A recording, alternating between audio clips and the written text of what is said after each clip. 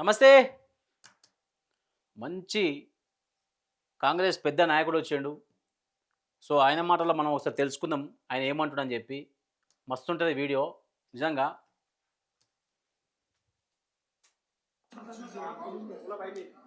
एक शेरवानी, एक बिरयानी, एक परेशानी। అబ్బో! एक शेरवानी, షెర్వానీ, एक बिरयानी, ఏక్ బిర్యానీ, एक परेशानी। ఏక్ పరేషానీ. వాహ్! నమస్తే.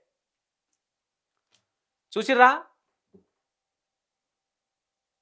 వాళ్ళ కాంగ్రెస్ పార్టీని అంటే తెలంగాణ కాంగ్రెస్ పార్టీని సార్ ఏమంటుండంటే కాంగ్రెస్ పార్టీనే కాదు ముగ్గురికి ఇచ్చిండు కౌంటర్ కానీ అది చాలామంది ఎవరు చెప్పరు. సో, మనం చెప్దాం. చెప్పే ముందు ఒక చిన్నగా సరే చెప్దాం ఫస్ట్ అయితే. ఏమన్నాడు సార్ అంటే హైదరాబాద్ వాళ్ళని తీసుకొని రాకురి ఆగం చేస్తారని చెప్పి అంటుండు. అంటే హైదరాబాద్లో ఎవరిని తీసుకొని రాకంటుండు? శర్వాని.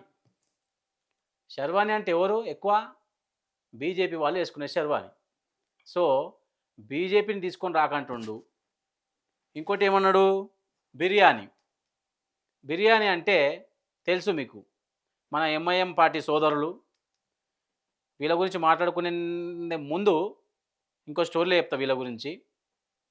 సో, గత బీఆర్ఎస్ ఉన్నప్పుడు ఎంఐఎం పార్టీ మనము ఎంత మంచిగా కలిసిమెలిసి ఉన్నామో అవన్నీ తెలుసు.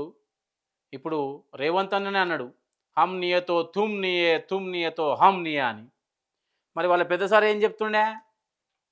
శర్వాణిని తీసుకురాకురి, బిర్యానీని తీసుకురాకురి, పరేషాన్ని తీసుకురాకురి అంటుండు.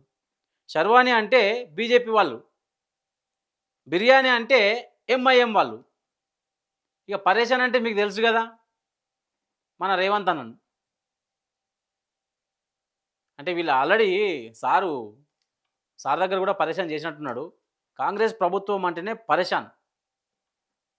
ఇది వాస్తవం ఇది. ఎందుకంటే 2 ఏళ్ల నుంచి ప్రజల్నే పరేషాన్ చేస్తుర్రు వీళ్ళు. ఇప్పుడే ఒక మాట మాట్లాడతారు. ఆ మంత్రులు వాళ్ళ దానికి ఎవరికి క్లారిఫై లేదు. వాళ్ళు అసలు ఎందుకు మంత్రులు అయ్యారో వాళ్ళకే తెలుస్తలేదు. ఆగం జగం. దయచేసి సోదరులారా అర్థం చేసుకోవాలి. సారే చెప్తుండు ఇంకొకసారి హైదరాబాద్ నుంచి ఎవరిని తీసుకురాకని చెప్పి. సో, అసలు కాంగ్రెస్ ప్రభుత్వంలో ఏం జరుగుతుందో జాగ్రత్తగా గమనించండి. Thank you so much.